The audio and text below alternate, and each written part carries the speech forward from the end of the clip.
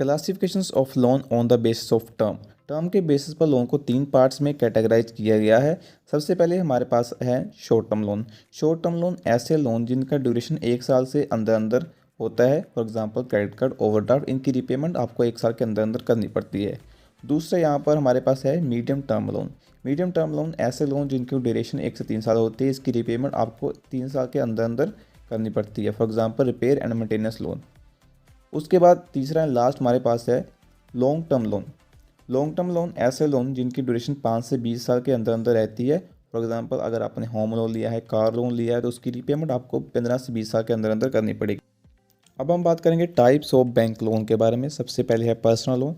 Personal loan ऐसा loan जो आपको पर्सनल खर्चे करने के लिए, मिसलेनियस खर्चे जैसे कि बच्चों के स्कूल की फ़ीस, किसको गिफ्ट देना है, अगर आप लोगों ने मोबाइल परचेज़ करना है, शॉपिंग करनी है, मूवीज़ देखनी है, टूर पर जाना है, तो ऐसे खर्चों के लिए पर्सनल लोन आपको मिल सकता है। नॉर्मली पर्सनल रेट का रेट ऑफ इंटरेस्ट हाई रहता है। नॉर्मली ये रहता है 12 से 18%। बाकी डिपेंड करता है आपके सिविल के ऊपर, आपकी रीपेमेंट हिस्ट्री के ऊपर।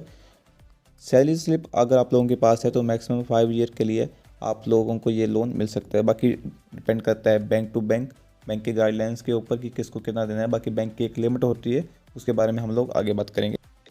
अब हम बात करते हैं गोल्ड लोन के बारे में। गोल्ड लोन ऐसा लोन जिसमें आप अपना जो गोल्ड है वो बैंक के पास गिरवी रखते हैं। बैंक उसकी क्वालिटी और क्वांटिटी के बेस पर आपको 80 से 90% जितनी भी आपकी वैल्यू बनती है गोल्ड की, उसकी 80 से 90% तक डिसबर्समेंट कर देता है। नॉर्मली गोल्ड लोन है जो एमरजेंसी सिचुएशंस में लिया जाता है। गोल्ड लोन पर लगने वाला rate of interest as compare to personal loan कम होता है।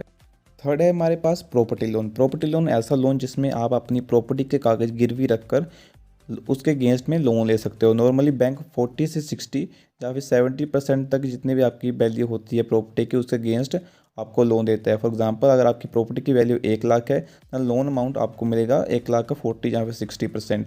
जैसे कि लोन का अमाउंट आपका हो सकता है 40,000, 60,000, बाकी डिपेंड करता है बैंक की करंट गाइडलाइंस के ऊपर। अब हमारे पास है होम लोन।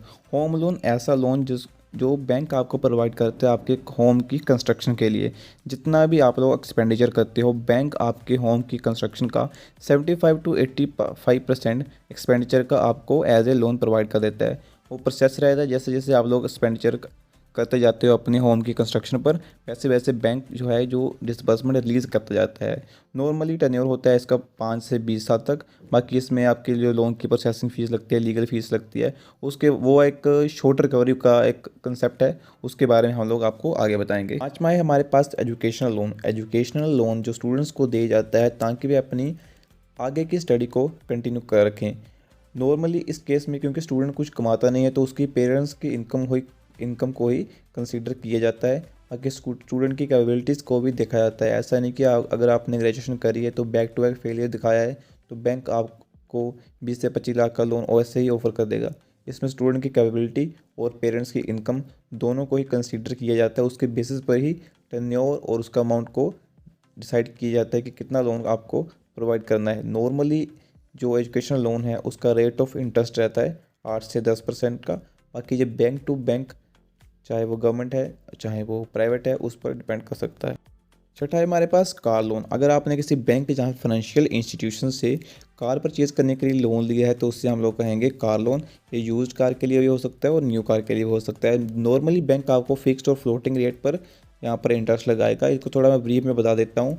फिक्स्ड रेट ऐसा रेट जो ड्यूरिंग द लोन जो पीरियड रहेगा आपका लोन का उसमें चेंज नहीं होता, और फ्लोटिंग रेट ऐसा रेट है जो चेंज होता रहता है। सपोज करो बजट में अगर आप लोगों को नॉर्मल रेट चल रहा है मार्केट में 10 और बजट में डिसाइड हुआ कि लोन का जो रेट ऑफ इंटरेस्ट है हम लोग 9 करने वाले हैं, तो आप पर भी वो घटा हुआ रेट लगेगा। अगर उन्होंने रेट बढ़ा दिया 11 कर दिया तो आपका बढ़ा हुआ रेट लगेगा। तो ये डिफरेंस है फिक्स्ड रेट और फ्लोटिंग रेट में कि फिक्स्ड में अमाउंट पर जो इंटरेस्ट है उसका रेट फिक्स रहता है और फ्लोटिंग में वो चेंज होता रहता है। जब तक आप लोग जो कस्टमर रहेगा अगर उसने ईएमआई पे नहीं करी, वो एनपी हो जाता है, तब तक उस कार का जो मालिकाना हक है वो बैंक या फाइनेंशियल इंस्टीट्यूशन के पास रहता है जिसने कि उस कस्टमर को लोन दिया होता है।